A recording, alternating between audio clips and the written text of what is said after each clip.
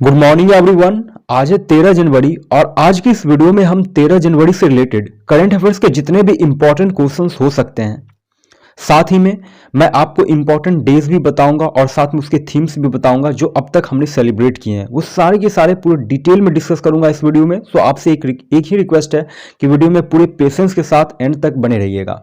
और वीडियो के एंड में मैं आपसे कुछ क्वेश्चन भी पूछूंगा जिसका आंसर आपको इसी वीडियो के नीचे कमेंट बॉक्स में कमेंट करके देना है।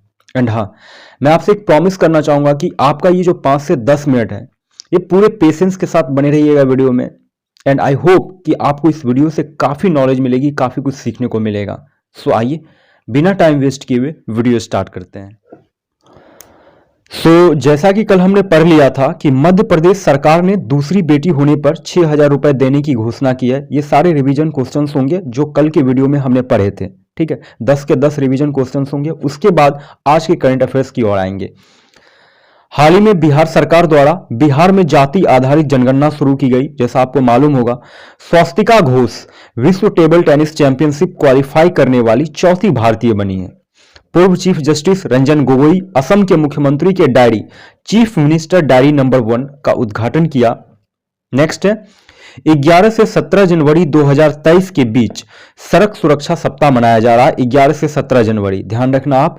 DRDO defence research development organisation द्वारा उड़ीसा के एपीजे अब्दुल कलाम द्वीप से बैलिस्टिक मिसाइल पृथ्वी 2 का सफल परीक्षण किया गया। जापान दुनिया के सबसे शक्तिशाली पासपोर्ट की सूची में शीर्ष पर पहुंचा। सुरिंदर चावला हाल ही में पेटीएम पेमेंट बैंक के नए एमडी एंड सीईओ बने। आदार पूनावाला ये सीरम इंस्टीट्यूट ऑफ इंडिया के सीईओ हैं, चीफ एग्जीक्यूटिव ऑफिसर हैं। इनको अभी हाल ही में पतंगराव कदम पुरस्कार से सम्मानित किया गया। नेक्स्ट है नोवाक जोकोविच हाल ही में अपने करियर का 92वां टूर खिताब अपने नाम किया है। नोवाक जोकोविच ये सर्बिया के खिलाड़ी हैं, सर्बिया के रहने वाले। इन्होंने अभी हाल ही में अपने करियर का 92वां टूर खिताब अपने नाम किया है। अब बात करते हैं आज के कुछ इंपॉर्टेंट क्वेश्चंस के बारे में। पहला क्वेश्चन है, हाल ही में किस फिल्म के नातू नातू गाने को गोल्डन ग्लोब 2023 का अवार्ड मिला? तो अभी हाल ही में RRR मूवी के नातू नातू गाने बहुत ही फेमस गाना है। इनको अभी हाल ही में इसी गाने को गोल्डन ग्लोब 2023 का अवार्ड मिला है। इसमें लीड रोल में, अगर आपने ये मूवी देखी होगी तो रामचरण और जूनियर NTR हैं लीड रोल में, और डायरेक्टर हैं इसके SS राजामौली। और बेस्ट ड्रामा अवार्ड की बात की जाए तो द फैबलमैन्स को बेस्ट ड्रामा के लिए अवार्ड मिला है। बात करते हैं नेक्स्ट क्वेश्चन की। नेक्स्ट क्वेश्चन है 26वें युवा महोत्सव का उद्घाटन कहां किया गया? तो अभी हाल ही में यानी कल यानी 12 जनवरी को यूथ डे मनाया गया। जैसा आप जानते हो स्वामी विवेकानंद जी की जयंती मनाई गई। तो नरेंद्र मोदी ने युवा महोत्सव का उद्घाटन कर्नाटक के हुबली में किया। पीएम मोदी द्वारा किया गया। अब बात हो रही है कर्नाटक की, तो कर्नाटक से रिलेटेड कुछ इंपॉर्टेंट चीजें जान लेते हैं।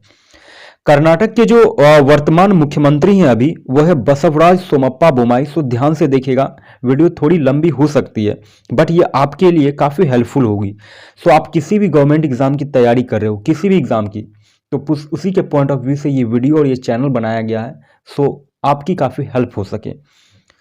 अगर ये वीडियो आपको पसंद आती है, अगर हमारा कंटेंट आपको अच्छा लगता है, तो वीडियो को लाइक और चैनल को सब्सक्राइब जरूर कर लीजिएगा, क्योंकि हर सुबह आपको इसी तरह के करंट अफेयर्स की वीडियोस प्लस मोटिवेशनल वीडियोस की नोटिफिकेशन आपको मिलती रहे। कर्नाटक के जो वर्तमान मुख्यमंत्री हैं वो बसवराज सोमप्पा बोमाई हैं। वर्तमान जो यहाँ के राज्यपाल हैं वो थावरचंद गहलोत हैं। राजधानी बेंगलोर है। स्थापना हुई थी कर्नाटक की 1 नवंबर 1956 को। यहाँ के जो प्रथम मुख्यमंत्री थे वो श्री के चंगलाराय रेड्डी थे। ठीक है, अगर यहाँ की प्रमुख लोक नृत्य की मैं बात करूं तो यक्षगान है, कुनीता है, करगा है, लाम्बी है। अगर यहाँ पे प्रमुख नदियों की बात की जाए तो कावेरी, कृष्णा, सरस्वती, कालिंदी, तुंगभद्रा, ये यहाँ की प्रमुख नदियां हैं। ठीक है, और अगर मैं प्रमुख राष्ट्रीय उद्यान या फिर वन्यजीव अभ्यारण्य की बात करूं तो बांदीपुर राष्ट्रीय उद्यान है। जितने भी राष्ट्रीय उद्यान है या फिर वन्यजीव अभ्यारण्य वो सारे टाइगर रिजर्व है। ठीक है, तुंगभद्रा वन्यजीव अभ्यारण्य, सोमेश्वर वन्यजीव अभ्यारण्य है, नागरहोल जिसको राजीव गांधी राष्ट्रीय उद्यान के नाम से भी जाना जाता है, बिलिगिरी रंगनाथन मंदिर वन्यजीव अभ्यारण्य। तो ये सारे वन्यजीव अभ्यारण्य कर्नाटक में है। और अभी जीआई टैग की बात करूं तो कर्नाटक में अरेबिका कॉफी, गुलमबर्ग तूर दाल, कोल्हापुरी चप्पल और सिरसी सुपारी को, यहाँ इन 4 चीजों को जीआई टैग मिल चुका है। जीआई का फुल फॉर्म होता है ज्योग्राफिक इंडिकेशन, जिससे उस पर्टिकुलर एरिया की पहचान होती है, ठीक है। और अगर टोटल जिले की बात की जाए तो कर्नाटक की वो है 30। कर्नाटक को पहले जो है मैसूर के नाम से जाना जाता था, इसे ध्यान रखना। जैसे बिहार को पहले मगध के नाम से जाना जाता था, उसी तरह कर्नाटक को पहले मैसूर के नाम से जाना जाता था। और कर्नाटक राज्य सरकार ने 2022-27 तक नवीकरणीय ऊर्जा नीति को मंजूरी दी है, जिसका लक्ष्य अगले 5 सालों तक राज्य में 10 गीगावाट नवीकरणीय ऊर्जा उत्पादन क्षमता को हासिल करना है, ठीक है। ये हाल फिलहाल के ही करंट इवेंट्स हैं जो कर्नाटक में हुए हैं। कर्नाटक राज्य सरकार द्वारा सितंबर 2022 में ग्लोबल स्टार्टअप चैलेंज वेंचुराइज को लॉन्च किया गया था। कर्नाटक राज्य सरकार द्वारा स्कूलों, यूनिवर्सिटी और कॉलेजों में रोजाना 10 मिनट का ध्यान अनिवार्य कर दिया गया है, ठीक है। और गूगल ने कर्नाटक में उभरते हुए स्टार्टअप्स का समर्थन करने के लिए एक साझेदारी पर हस्ताक्षर किए हैं कर्नाटक राज्य सरकार के साथ। और हाल ही में नौकरियों के लिए एआई आधारित कौशल पोर्टल लॉन्च किया गया है कर्नाटक के द्वारा। नेक्स्ट है, कर्नाटक के स्वास्थ्य मंत्री हैं के सुधाकर। इन्होंने अभी हाल ही में कर्नाटक के सभी जिलों में 114 नम्मा क्लिनिक का उद्घाटन किया है। अच्छा, इसका उद्देश्य क्या है नम्मा क्लिनिक का? तो जितने भी शहरी गरीब बुजुर्ग हैं उनकी देखभाल, आपातकालीन चिकित्सा सेवाएं, स्वास्थ्य जांच और दवाएं प्रदान करना, ये नम्मा क्लिनिक का उद्घाटन है। और 12 जनवरी 2023 को प्रधानमंत्री मोदी द्वारा राष्ट्रीय युवा महोत्सव को कर्नाटक के हुबली में इसे उद्घाटन किया है, राष्ट्रीय युवा महोत्सव को। अच्छा, राष्ट्रीय युवा महोत्सव 2023 की थीम क्या है, आप मुझे कमेंट बॉक्स में कमेंट करके बताएंगे। अगर आपने मेरे प्रीवियस वीडियो को देखा होगा या अगर आपने इस वीडियो को भी ध्यान से आपने देखा होगा तो आप मुझे जरूर कमेंट करके बताएंगे। नेक्स्ट क्वेश्चन है, हाँ, सबसे पहले वीडियो में आगे बढ़ने से पहले आपके लिए क्वेश्चन है, अवार्ड फॉर ग्लोबल लीडरशिप किसे दिया गया हाल ही में? इसका आंसर आप मुझे कमेंट बॉक्स में बताएंगे। बात करते हैं नेक्स्ट क्वेश्चन की। नेक्स्ट क्वेश्चन है, राष्ट्रीय युवा दिवस, नेशनल यूथ डे कब मनाया गया? तो जैसा जानते हो आप कि हर साल 12 जनवरी को राष्ट्रीय युवा दिवस मनाया जाता है। अब बात कर लेते हैं कि अब तक जनवरी मंथ में कौन कौन से इंपॉर्टेंट डे को सेलिब्रेट किया गया है। सबसे पहले हम बात करेंगे 1 जनवरी की। तो 1 जनवरी को वैश्विक परिवार दिवस या फिर कह लो विश्व शांति दिवस मनाया गया, जिसकी थीम 2023 की है, परिवार एक साथ एक उज्जवल भविष्य के लिए लचीलापन निर्माण। जैसा मैंने वीडियो के स्टार्टिंग में बोला था कि सारे इंपॉर्टेंट डेज प्लस थीम्स मैं आपको एक साथ बताऊंगा, सो अब वीडियो को ध्यान से देखिएगा। 2 जनवरी को नेशनल साइंस फिक्शन डे मनाया गया।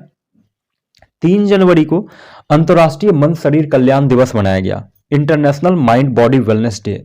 क्यों मनाया जाता है? तो जितने भी लोग 30 वर्ष के ऊपर के हैं उनको साल में कौन कौन से टेस्ट एक बार करवाने चाहिए, इसके बारे में जागरूकता फैलाने के लिए अंतर्राष्ट्रीय मन शरीर कल्याण दिवस मनाया जाता है। 4 जनवरी को मनाया गया विश्व ब्रेल दिवस, ठीक है।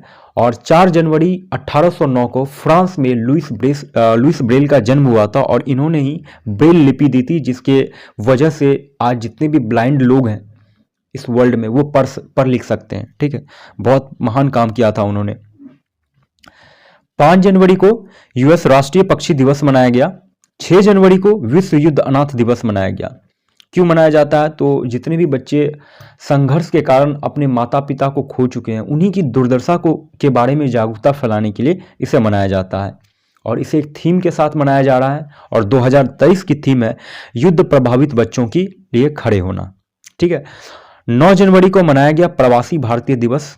17वां भारतीय प्रवासी दिवस मनाया गया 8 से 10 जनवरी 2023 के बीच। कहाँ मनाया गया? तो मध्य प्रदेश के इंदौर में, ठीक है। किस स्टेट में? तो मध्य प्रदेश में। कौन सा शहर है? इंदौर। और पहला प्रवासी दिवस जो है 2003 में मनाया गया था। क्यों मनाया जाता है प्रवासी दिवस? तो याद रखना, इसी दिन यानी 9 जनवरी को ही महात्मा गांधी दक्षिण अफ्रीका से भारत लौटे थे, इसलिए हर साल इसी दिन को रेखांकित करने के लिए हम प्रवासी भारतीय दिवस मनाते हैं, ठीक है। आई होप कि आपको अच्छे से समझ में आ रहा होगा। 10 जनवरी को विश्व हिंदी दिवस मनाया गया। प्रथम विश्व हिंदी दिवस जो है 2006 में मनाया गया था, पहला, ठीक है। इसे एक थीम के साथ मनाया जा रहा है, 2023 में मनाया गया, traditional knowledge to artificial intelligence. और याद रखना आप, बहुत ही इंपॉर्टेंट क्वेश्चन है, 15 से 17 फरवरी 2023 को फिजी में 12वें विश्व हिंदी सम्मेलन का आयोजन किया जाएगा। कब? 15 से 17 फरवरी 2023। कहाँ पे? फिजी में। फिजी एक कंट्री है, ठीक है। और 11 जनवरी को राष्ट्रीय मानव तस्करी जागरूकता दिवस मनाया गया। और 11 से 17 जनवरी के बीच सड़क सुरक्षा सप्ताह, रोड सेफ्टी वीक 2023 मनाया जा रहा है। और 10 से 16 जनवरी के बीच मनाया जा रहा है स्टार्टअप इंडिया इनोवेशन वीक। और 12 जनवरी को राष्ट्रीय युवा दिवस मनाया गया। कहाँ मनाया गया? तो ये हुबली धारवाड़ कर्नाटक में मनाया गया, जिसका उद्घाटन प्रधानमंत्री मोदी द्वारा किया गया, जिसे एक थीम के साथ मनाया जा रहा है। और थीम 2023 की है विकसित युवा विकसित भारत। तो ये सारे इंपॉर्टेंट डेज प्लस थीम्स आप याद रखिएगा। अब बात करते हैं नेक्स्ट क्वेश्चन की। नेक्स्ट क्वेश्चन है, किस फुटबॉल खिलाड़ी ने अंतर्राष्ट्रीय फुटबॉल से संन्यास लेने की घोषणा की है? तो अभी हाल ही में ह्यूगो लॉरिस, इन्होंने अभी हाल ही में अंतर्राष्ट्रीय फुटबॉल से संन्यास लेने की घोषणा की। क्यों की है? तो फीफा वर्ल्ड कप 2022 हुआ था, आपको मालूम है। इसमें हार मिलने के बाद इन्होंने संन्यास लेने की घोषणा की। फीफा वर्ल्ड कप 2022 की जो विजेता टीम रही थी वो अर्जेंटीना रही थी, ठीक है। और फीफा वर्ल्ड कप के बारे में अगर आप पूरा डिटेल वीडियो चाहते हैं तो ऑलरेडी मेरे चैनल पर डला हुआ है। मैं इस वीडियो के डिस्क्रिप्शन में उस वीडियो का लिंक भी दे दूंगा। फीफा वर्ल्ड कप के शुरुआत से लेकर कब शुरू हुई थी और 2022 के फाइनल मैच तक वो सारे के सारे इंपॉर्टेंट पॉइंट्स मैंने इस वीडियो में पूरे डिटेल में एक्सप्लेन कर रखे हैं। सो आप चाहो तो देख सकते हो।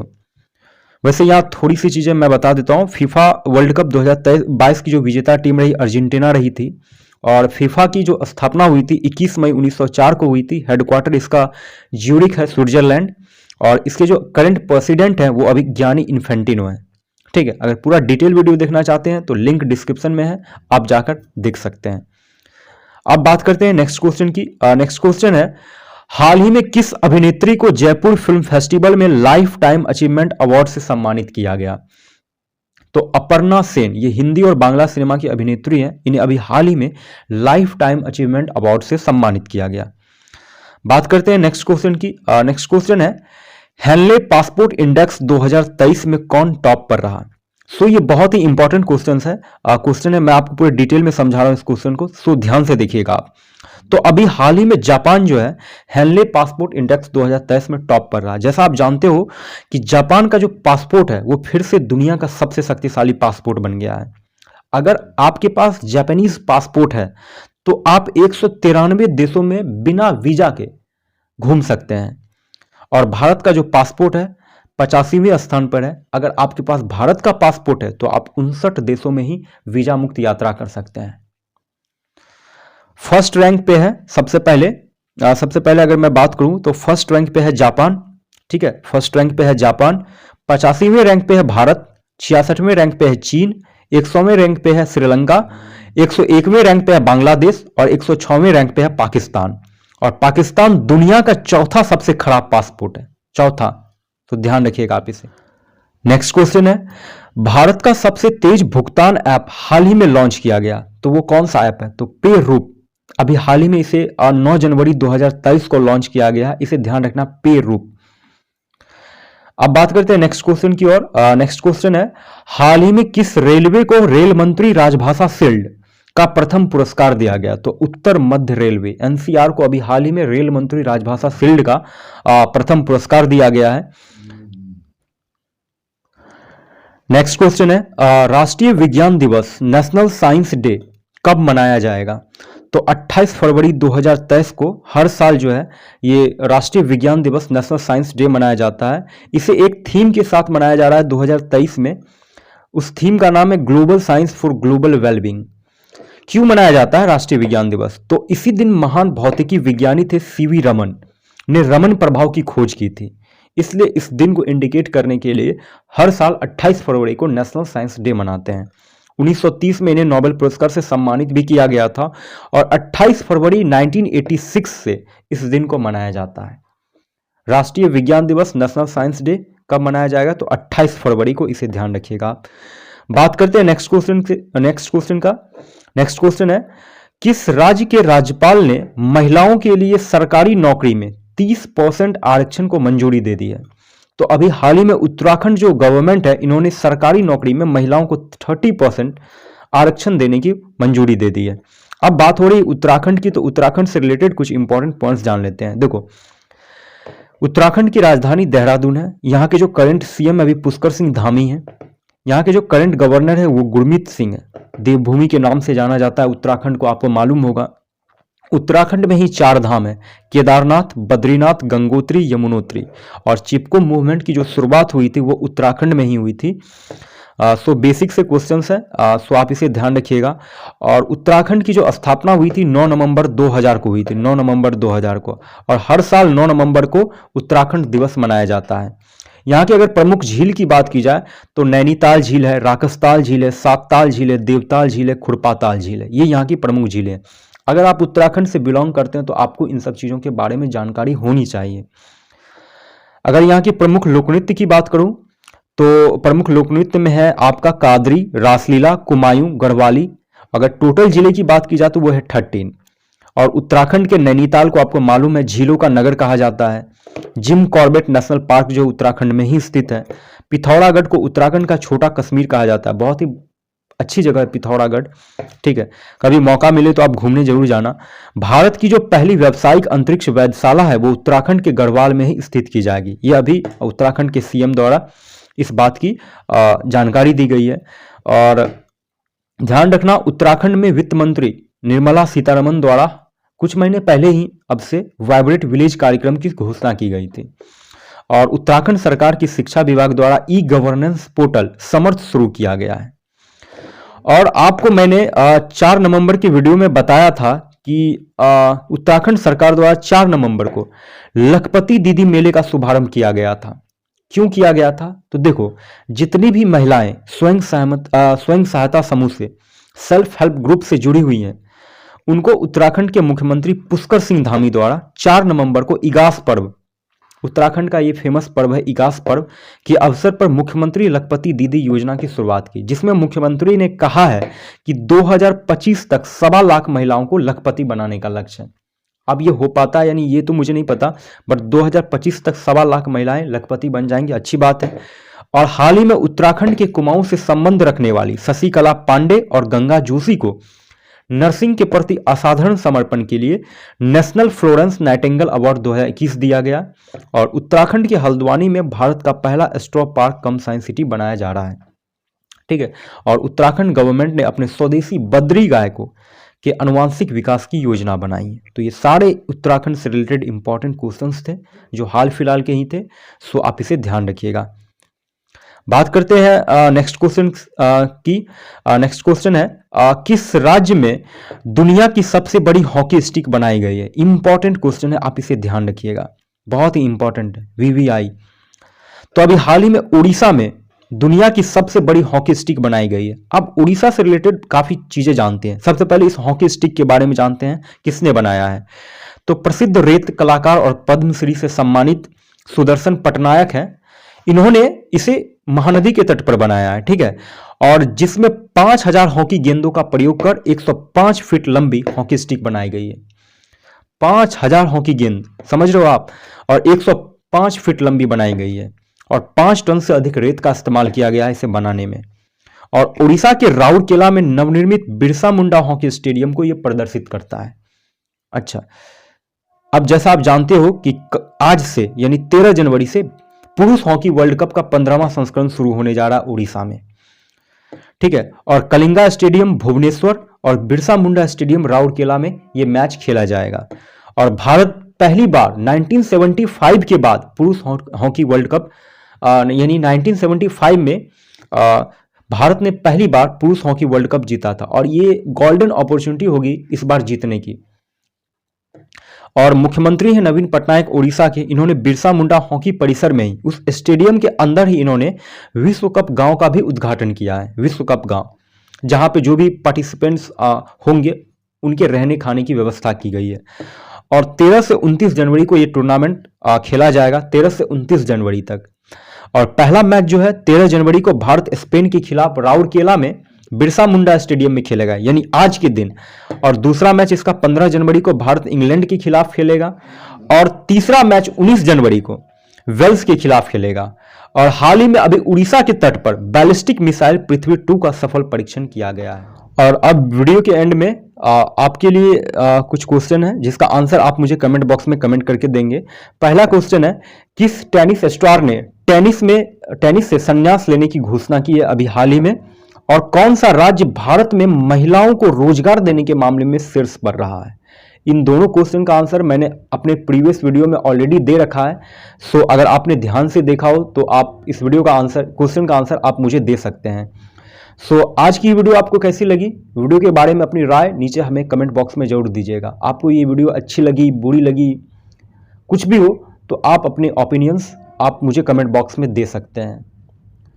अगर वीडियो पसंद नहीं भी आई हो तो कोई बात नहीं, अगर आपको पसंद नहीं आए तो आप चैनल को अनसब्सक्राइब कर सकते हैं, डिसलाइक कर सकते हैं, और कमेंट में आपकी जो भी ओपिनियन है वो लिख सकते हैं, ताकि मुझे पता चल सके कि और मुझे क्या क्या इंप्रूव करने हैं वीडियो में। सो आज की इस वीडियो को यहीं तक रखते हैं, मिलते हैं कल फिर से एक नए वीडियो में। तब तक के लिए जय हिंद, जय भारत।